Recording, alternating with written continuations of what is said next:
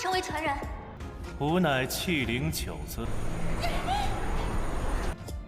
本公主对传人不感兴趣。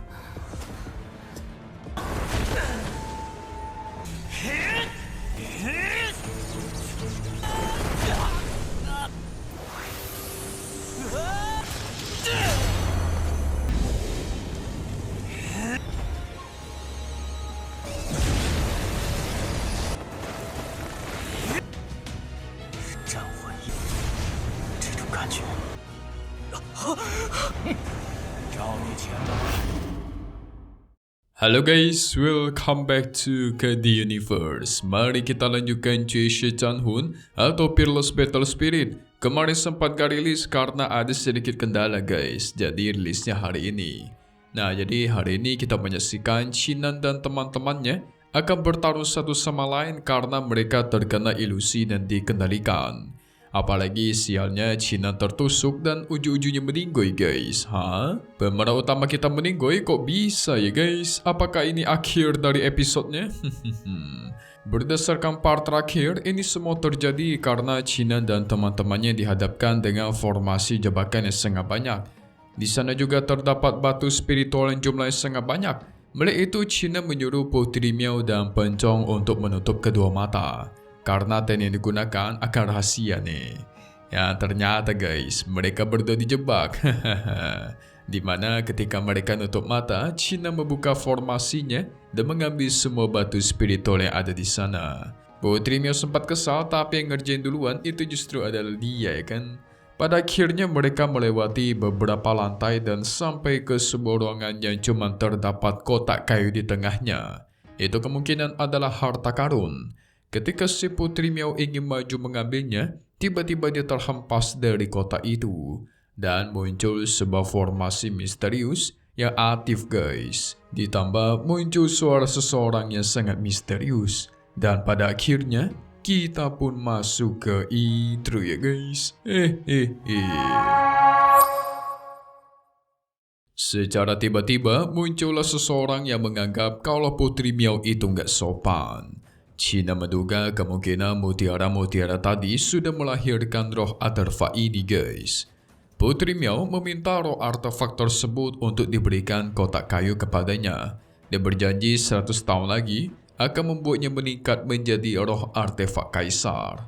Tapi Pencong menghampiri Putri Miao, menegaskan kalau roh artefak itu gak bakal setuju guys. Karena setiap artefak raja yang sudah melahirkan roh, pastinya roh itu sudah melampaui roh artefak kaisar. Lalu roh itu memperkenalkan dirinya yang bernama Jiu Jun. Jika mereka ingin mengambil kotak kayu ini, maka mereka harus menjadi penerusnya terlebih dahulu. Putri Miao menjadi kepo dong, gimana cara menjadi penerus coba? Nah, yang boleh menjadi penerus di sini hanyalah satu orang. Yang berarti hanya ada satu orang yang boleh keluar dari sini hidup-hidup. Waduh, mereka bertiga terkejut dong. Putri Miao mengurungkan niatnya dan tidak ingin menjadi penerus. Tapi dia tetap ingin mengambil kotak kayu.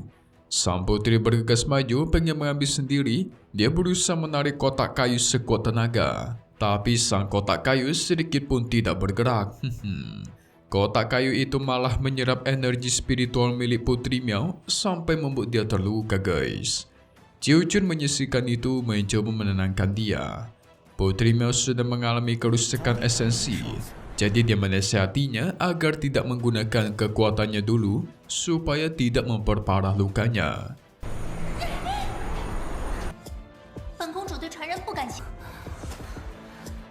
Tapi Putri Miao tetap tidak peduli guys.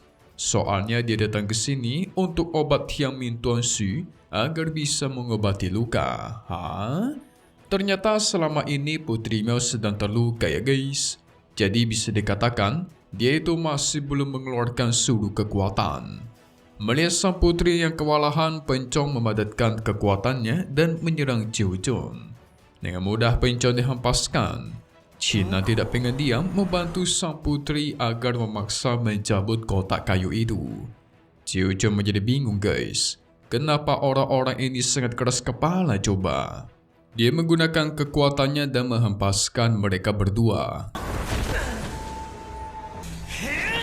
Gak cuma itu, dia juga mulai memadatkan kekuatan menegaskan akan memulai ujian.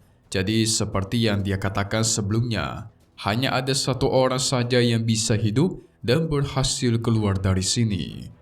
Gak lama dari itu, mereka bertiga pun diteleportasikan ke suatu tempat. Ternyata mereka diteleportasikan ke sebuah hutan yang sangat luas. Pencong juga dihipnotis dan menjadi tidak terkendali.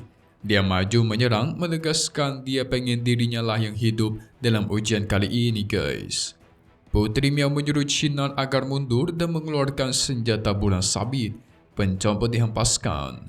Membuat Pencong semakin murka dong. Memadatkan kekuatan petir dan menyerang sang Putri Miao dengan petir-petirnya. Mudah sekali bagi sang putri untuk menghindari semua petir itu. Dia membalas menyerang melukai Pencong.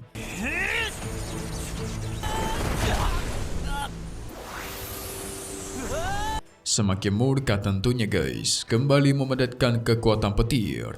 Tapi yang kali ini jauh lebih besar. Putri Miao yang tidak takut menggunakan senjata bola sabit lagi untuk menahan serangan petir itu. Tapi Pencong terus meningkatkan kekuatan. Petirnya yang tadi kecil sekarang malah semakin besar. Keadaan berbalik, Putri Miao malah makin kesulitan.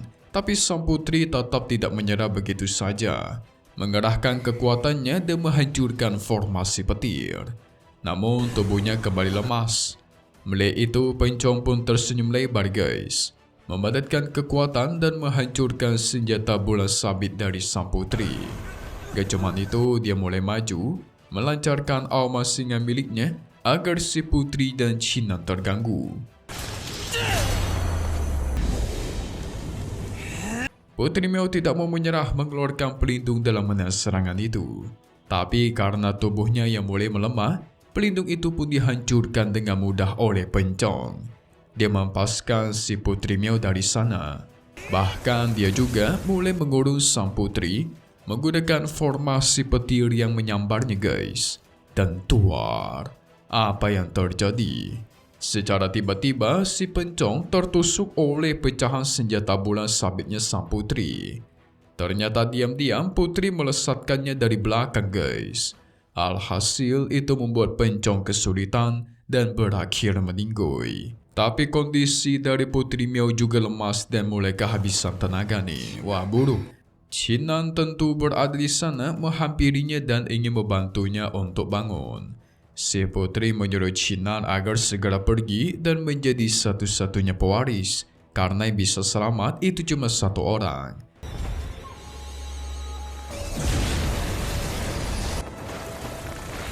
Tapi Chinan tidak tertarik untuk menjadi pewaris guys. Dia malah pengen menyelamatkan sang putri dan keluar dari pavilion ini. Namun apa yang terjadi? Tiba-tiba Chinan tertusuk oleh sebuah pedang. Hah? Ternyata itu adalah perbuatannya Putri Miao. Dia melakukan hal itu karena dia sangat membutuhkan obat Tuan Xu. Waduh, malah dikhianati guys. Pada akhirnya sang putri pun bergegas pergi dari sana. Aduh kacau nih. Setelah itu Chinan pun terbangun di kesadaran spiritualnya. Dia melihat di hadapannya ada sebuah mata kiri milik roh dewa perang. Tak hanya sampai situ, sang mata kiri juga berbicara guys. Chinan yang penasaran di manakah kedua temannya berada.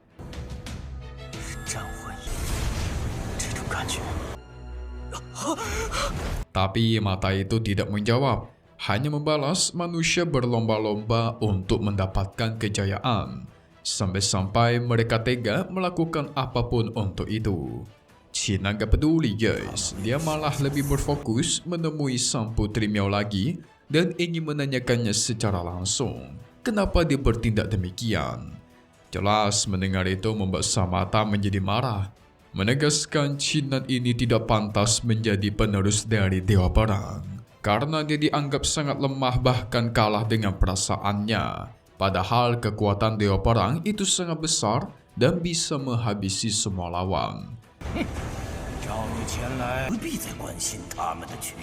Atas nama Dewa Perang, mata tersebut pun masuk ke dalam mata kirinya Chinan dan menegaskan dia bakal mencabut gelar Dewa Perang dari Qingnan.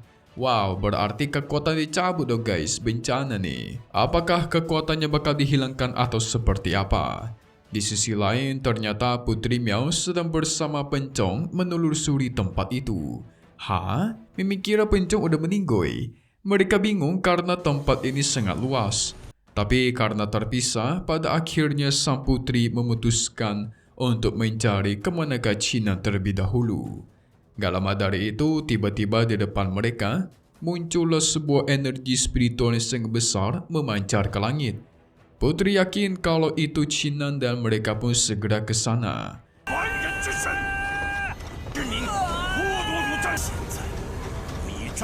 Oh, berarti tadi yang Putri Miao bertarung dengan Pencong itu yang palsu guys, adalah ilusi. Ilusi yang sengaja ditampilkan di depannya Cina supaya dia goyah. Wah. Sebaliknya ternyata sang Putri sama Pencong tidak bertarung melainkan kerjasama. Gimana nih kelanjutannya nih? Apakah MC kita beneran meninggoy? Coba kita masuk ke bagian spoiler untuk part 62 yang akan rilis lagi nanti. Jadi singkatnya kita semua bakal melihat Cina yang diikat oleh roh Dewa Perang. Cina menduga kemungkinan roh Dewa Perangnya pengen mengambil alih tubuhnya guys.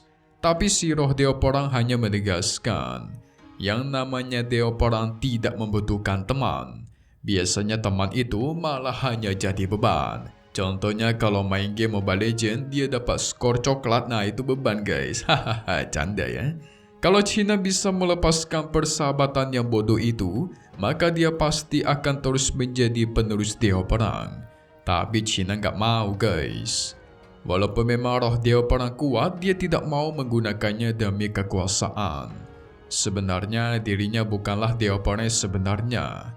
Yang berarti mungkin Dewa Perang itu bagian dari ilusi Ciu Chun nih. Apakah memang Cina benar-benar ngobrol sama Dewa Perang atau jangan-jangan itu hanya ilusi? Kita tunggu lagi di part 62 Jie Chan Hun ya guys. Atau Peerless Battle Spirit di hari biasa. Update lagi nanti untuk tonton selanjutnya dan pastinya cuma di sini. KD Universe. Thank you buat kalian semua nonton dan selalu support channel Mimin. Semoga kalian semua sehat selalu ya. Memang pamit undur diri dulu. Kita bakal ketemu lagi di video-video selanjutnya. Oke kalau gitu. See you guys.